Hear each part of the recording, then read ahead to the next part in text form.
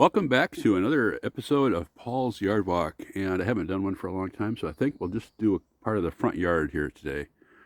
Um, this is the Japanese maple tree. As you can see, it's leafing out really nice. I love the color this thing has. We had a really cold snap last winter, and it was tough. I lost some plants. It was tough on some things. Like here's some azaleas here that are really, really suffering. I'll go in here and do some cleanup on them at some point. But other than that, we had a lot of rain last winter. We've had a little bit of rain. We're supposed to get some more rain later today. Let's just get on the list here. This is a salmonberry. It's a native plant. It was a volunteer here. It popped up here one time a few years back, and I just let it go. I've tried with salmonberry. They spread by runners, and there's some little salmonberries scattered about here. So I try to keep I had a little problem there. Sorry about the jump there, but oh well. I had to keep the salmonberries kind of under control here. Let's go down the list here. There's a 9-bark native plant. Doesn't seem to do much. It just kind of sits there, which is okay, you know. This is a dahlia that was a Costco impulse buy, and I didn't have anything growing in that spot, so I threw it in there, and we'll see what happens. I don't know. It's going to be pretty right this year. It's got lots of buds on it because they grew it in a hothouse, I'm sure. But I don't know if it'll come back next year or not. We'll find out. Dahlias do grow around here, so. But maybe I'm supposed to dig them up, which I probably won't get around to doing, so it'll probably die. We'll see. The peony this year is a peony. It's got good flowers. This blueberries going crazy. Going to get a good crop of blueberries this year. Excuse me. Finally got around to putting in a good blueberry fertilizer, and it looks like it's working. So. This is a new thing for me. It's called a puddling dish that I put in here.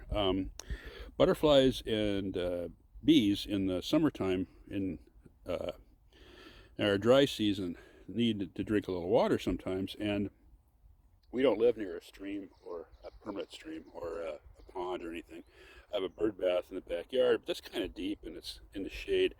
And I read that butterflies like to stay in the sun.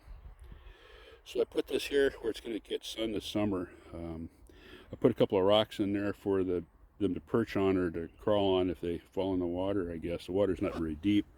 I added some rocks to the bottom and threw a little bit of dirt in there to create some minerals, because I've also read that butterflies like to drink from muddy water because they're going after the minerals. So leave that there and try to remember to fill that this summer, and hopefully that'll help them out a little bit. The brown stuff here that you see, that's the Cotonou ester. I'm in the process of cutting it back. It was going crazy out of control. Some have suggested I should just tear it all out, but I'll start by just cutting it back and see if I can keep it under control that way. There's a new plant here.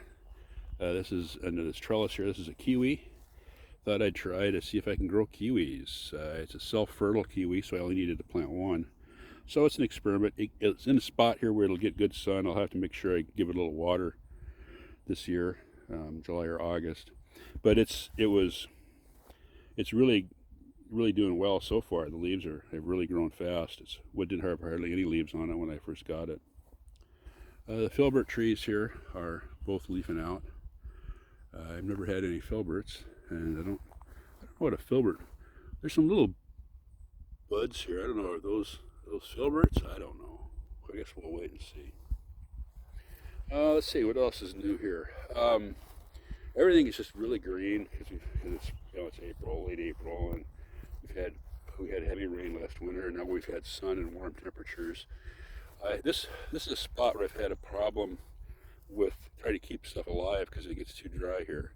And this guy here really suffered last winter. He's got a couple of leaves. He's not quite dead, but so that's a mock orange I put there. We'll see It has some dead leaves at the top, but I think it's going to be okay. We'll see. I'll have to remember to water it this summer.